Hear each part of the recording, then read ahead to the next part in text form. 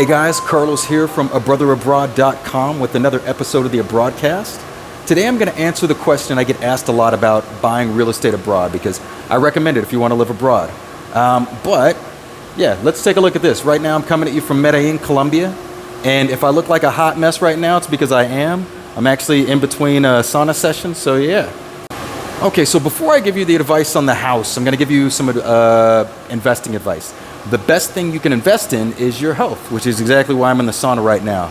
I've seen, as I traveled around the world, I've seen a lot of poor people with great health that are happy. They're happy, like they've got their health, they can experience the world. They don't really care about the money. But I haven't seen many rich people in very poor health that are happy. So above anything else, invest in your health. And if a job, a relationship, a friendship gets in the way of you being healthy, reconsider, because even if you do go abroad when you're like 65 and you're not healthy, you can't do anything with it. Okay, so now on to today's topic. How can you pay for, if you found the place that you want to live, how can you pay for real estate abroad? How do people usually do it? So the question about mortgages abroad, thinking about Indonesia or Bali, which is where I talk about a lot because I know, or even Argentina or Costa Rica, things like that, mortgages don't exist for foreigners. It's due to the banking system. There's too much risk, the way it's structured. Mortgages generally don't exist. So unless you've lived there for a long time, you're a resident, you have work history, you have a job, you're not going to get a mortgage. So I'm just answering that outright right now. So how do people that move abroad, expats that aren't employed locally and haven't lived there a while, pay for their houses, to buy them or to build them? The first answer is cash. It sounds kind of crazy, but yeah. In Bali, if you're going to buy a house, it's $165,000, $150,000, $265,000. Most people are paying in cash. Kind of absurd, yeah. But that's how they do it. So what if you don't have the cash and you want to do it?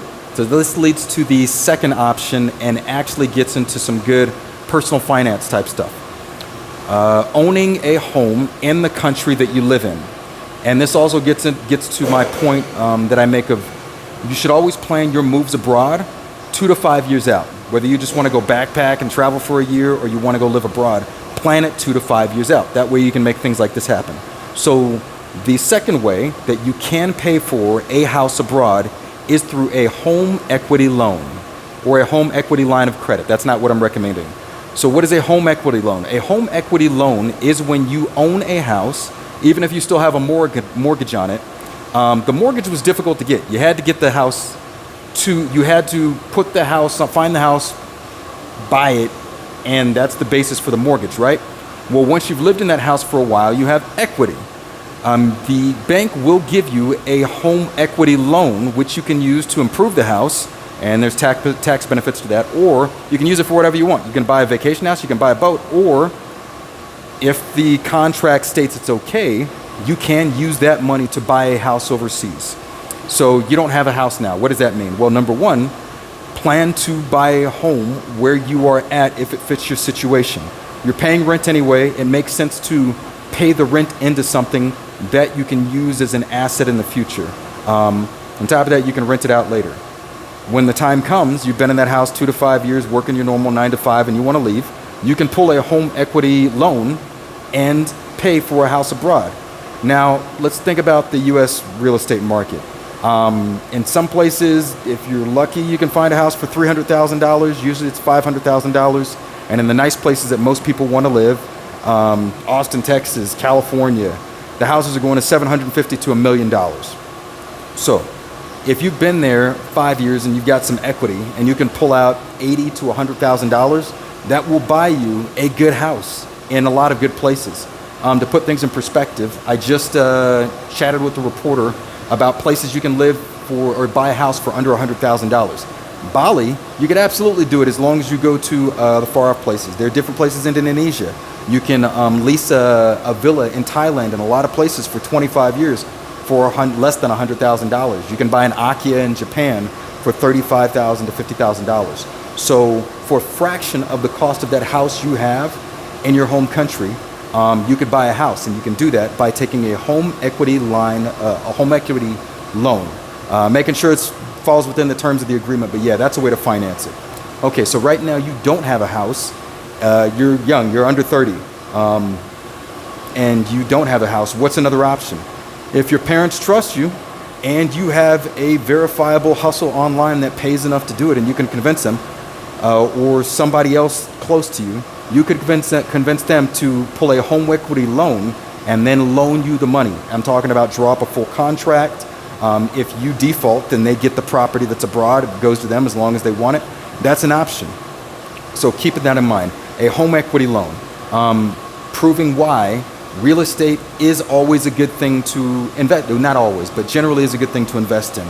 And dealing with the financial system from your home country is going to be a lot easier than dealing with the financial system anywhere else. Dealing with the financial system in the place where you have your passport is going to be a lot better than dealing with the financial system anywhere else. Now, the home equity loans don't just exist in the U.S. I just checked. I saw them in the U.K., in Italy, things like that. And who knows? You might want to go back and settle in your home country as you get older.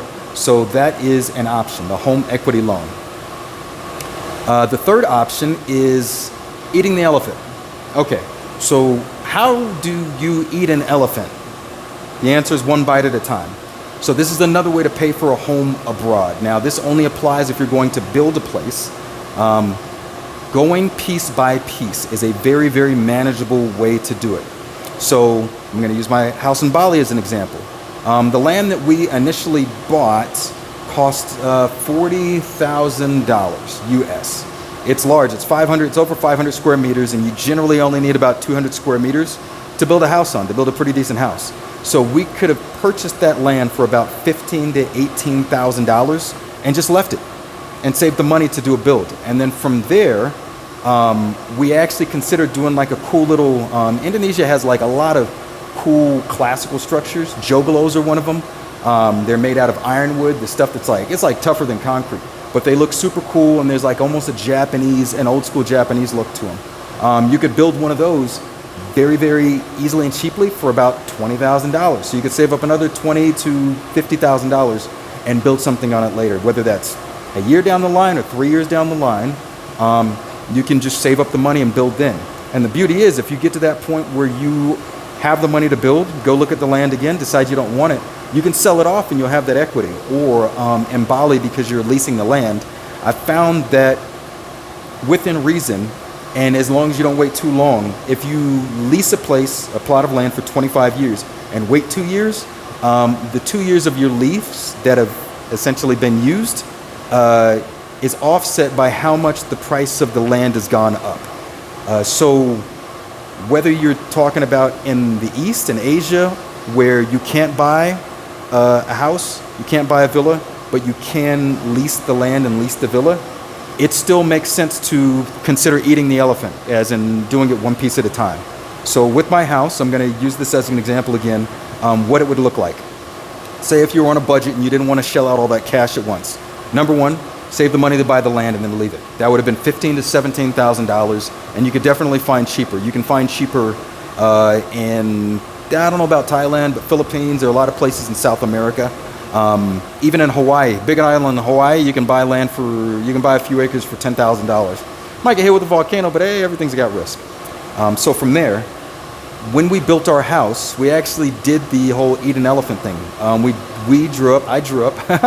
I drew up a cool little My Ideal Surf Shack, concrete boxes, as big as I wanted it, and then got the quotes to build it, and it was around $100,000 to $120,000. And I decided that at that point, I trusted Bali as far as I could throw it, so I didn't want to invest that much cash. So we decided to build it in 2 pieces and with a different contractor. So it was only $50,000 to build that second bit, which is honestly big enough to live in. We built the second bit, and we will build the third bit, but the first bit, the first house, is enough to live in. So we did that 2 years later, and the stock market actually made up for a lot of the cost of the first house that we built in that 2 years while we waited to figure out the plan and get the plan sorted and get the permits and everything. So we could have stopped at let's say $65,000 cost and had a house, and that would have been paid for over 3 years. So dividing that out, that's saving about $22,000 a year. And Bali isn't the greatest example right now because prices have gone up so much, but there's so many places where you can buy a 75-year to 100-year lease and then just wait it out for 10 years and never even, don't worry about building, maybe sell it later. In South America, you can buy land super, super cheap and then just sit on it as long as you don't mind being outside of the city a little bit, which is pretty cool. Okay, and the last thing relates to some planning stuff. The last option is if you have a business. So even if you're a freelancer or a solopreneur, you got to look into starting an LLC or starting a company, if not for the liability aspects, just some of the little perks that come off the side that you wouldn't be aware, that you might not be aware of. So if you have a business that has the cash flow, you can give yourself a loan to pay for the house. Even if you're eating the elephant a bite at a time, you can loan yourself from your business a certain amount a year to pay for what you need to get done. Additionally, there are certain avenues of financing available to a business with a proven track record that aren't available to you as an individual. And granted, there are certain rules to it, like if you're going to build a structure, the structure has to be used for a business.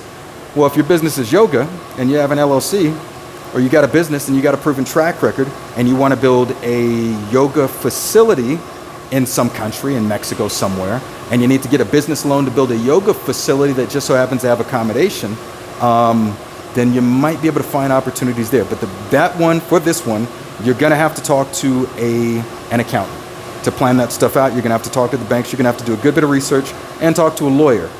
But the first step of it would be to consider professionalizing your business to show the track record of income, track record of business, and that you're worthy of loans and worthy of creditors loaning you money. Beyond this, there are other peer-to-peer lending options that you might want to look into. They're not going to be huge. However, they're not going to be as huge as a mortgage. However, they might cover those bite-at-a-time type things. So if you could get a loan for $20,000 for a huge chunk of land, divide it up, sell half of it, cut up into plots, then you might make enough off of that to pay for the first 2 or 3 parts of the build. So ultimately, there you have it. Whether you have money in your pocket right now or not, there are options to buy a house abroad or build a house. Going through them one more time. Number one is just saving up the cash. If you have a really good job right now, don't quit it. Work, save that money.